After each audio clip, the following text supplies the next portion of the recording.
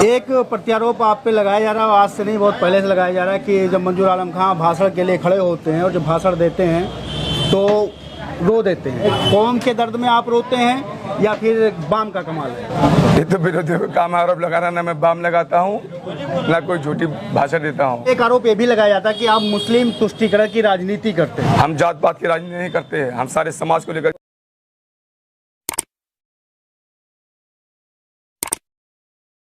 काम करते हैं और सारे समाज का हमने काम किया है। आदाब, नमस्कार, मैं शोएब कमर खान और आप देख रहे हैं BS टीम यूपी की शानदार पेशकश राजनीति की पड़ताल।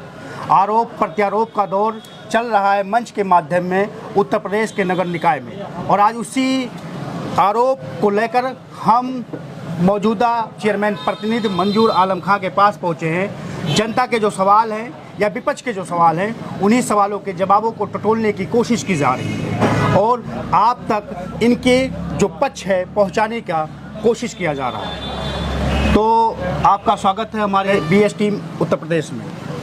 धन्यवाद, थैंक यू, शुक्रिया। पहला सवाल मेरा आपसे ये है कि नगर पंचायत उम्मीदवारों की जो फहरिस्त है वो टोटल 8 है और 8 में से अगर आपको माइनस कर दिया जाए तो 7 बचते हैं, और सातों लोगों के सोशल मीडिया के माध्यम से हमने देखा है कि उनके मंच पे लगातार आप पर हमला किया जा रहा है। तो हमला करने की वजह क्या है? आप भ्रष्टाचारी हैं या आपका चुनावी मैदान बहुत मजबूत है? हमारी लोकप्रियता से लोग घबराए हुए हैं। 10 सालों से नगर पंचायत की जनता ने 2012 में हमें नगर पंचायत का चेयरमैन बनाया। 2017 से 2022 तक हमारी पत्नी समन मलिक जी को हमने जितना विकास किया है वो जनता के सामने है। पर आरोप प्रत्यारोप तो लगते रहते हैं, विरोधियों का काम है आरोप लगाना। चुनाव के टाइम 4 तारीख को जनता जवाब देगी।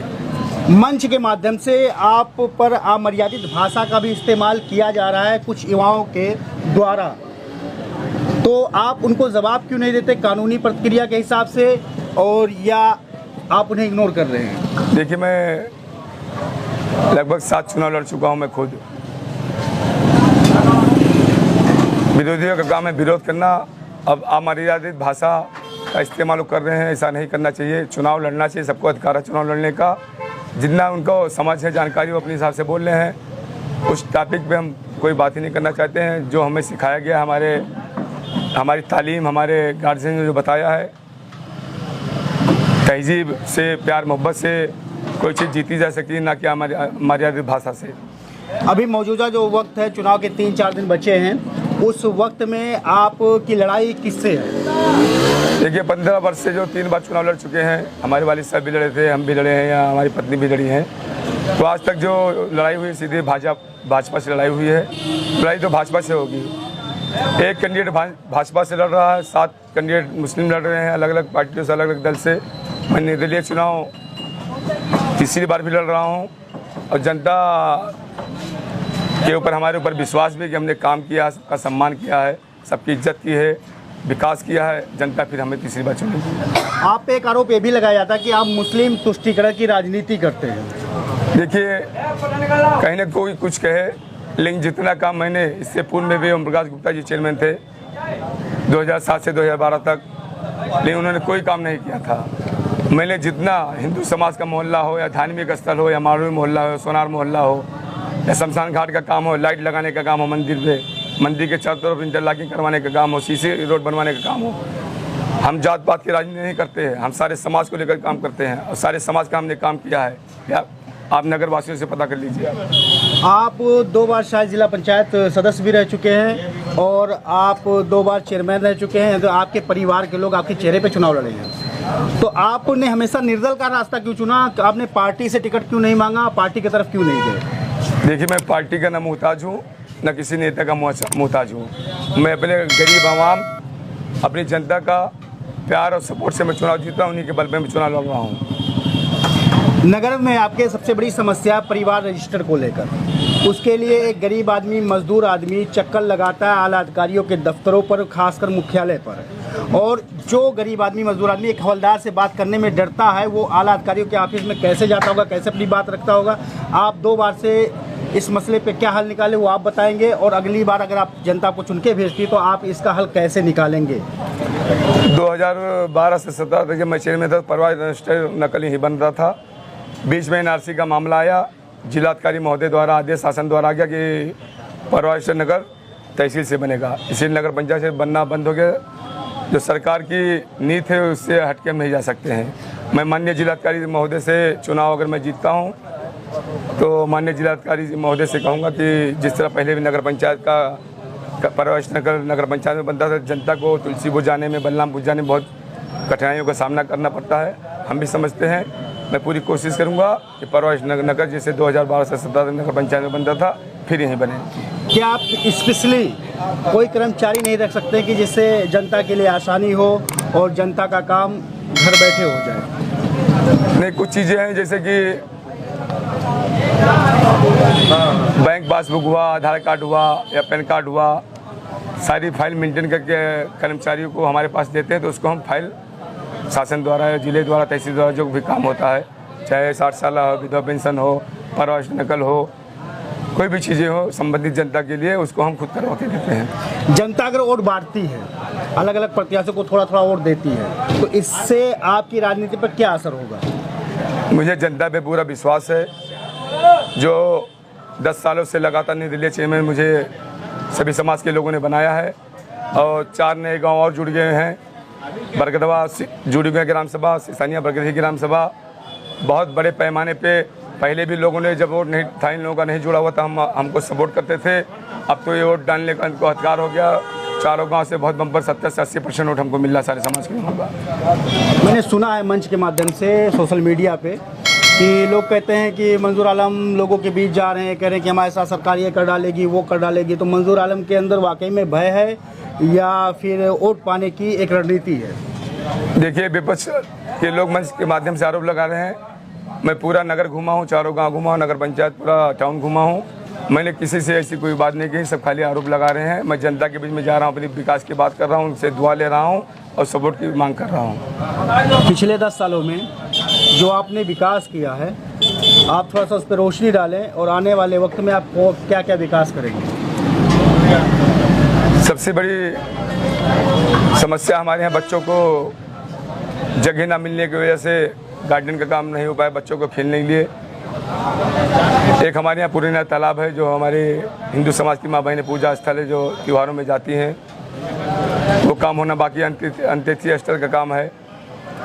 बहुत सारी ऐसे योजनाएं हैं जो भी नहीं हो पाई हैं। कोरोना काल में 2 साल काम नहीं कर पाया था। अगर जनता हमें चुनती है और अपने इस पिछड़ा क्षेत्र में अपने गरीब बच्चों के लिए इंटर कॉलेज सबसे जरूरी चीज़ है, जिसको हम जीतेंगे तो बनवाएंगे।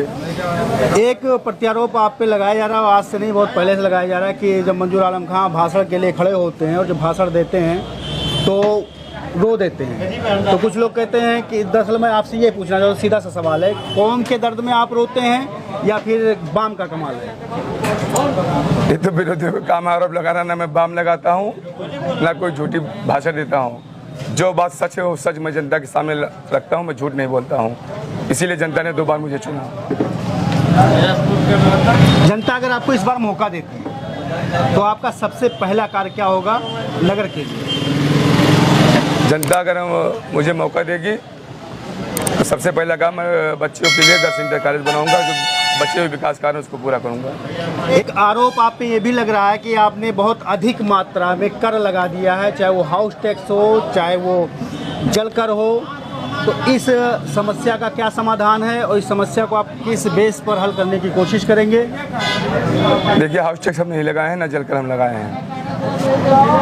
2012 से 17 तक मैं चेयरमैन था और हाउस टैक्स और जल कर जो है सरकार के गजट पास करके उत्तर प्रदेश सरकार, योगी जी की सरकार ने लगाया हाउस टैक्स और 56 नगर पंचायत में लगाया है।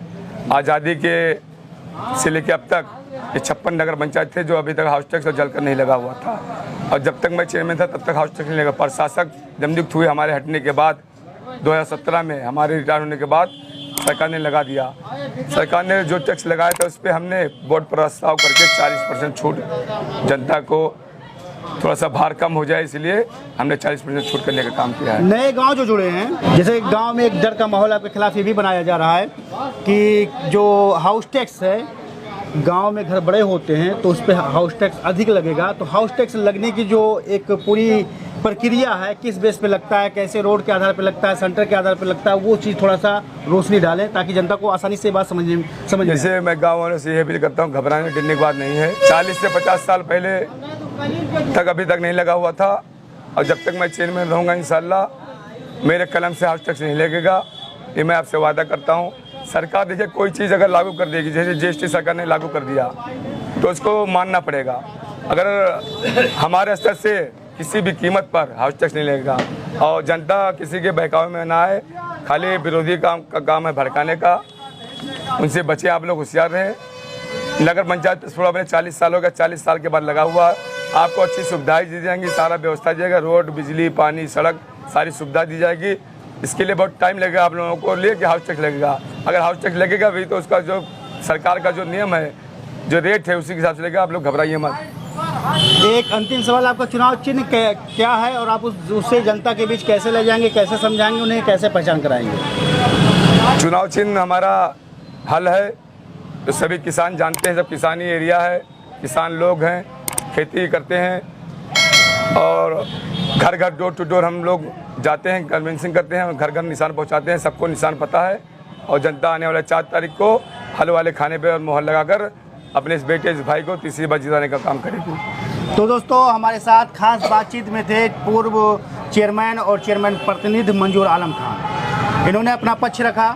आप अगर इनके पक्ष से सहमत हैं तो वीडियो को अधिक मात्रा में शेयर करें और इनकी बात जनता तक पहुंचाएं, ताकि आने वाले 4 तारीख को जनता अपने हिसाब से, अपने सोच के हिसाब से इनके लिए फैसला कर सके। जनता नकारती है या इन्हें स्वीकार करती है, जनता पर डिपेंड करता है। फिर मिलते हैं किसी नए लीडर के साथ, नए मुद्दों के साथ, आपके सवालों के साथ। तब तक के लिए दोस्तों, जय हिंद, जय भारत।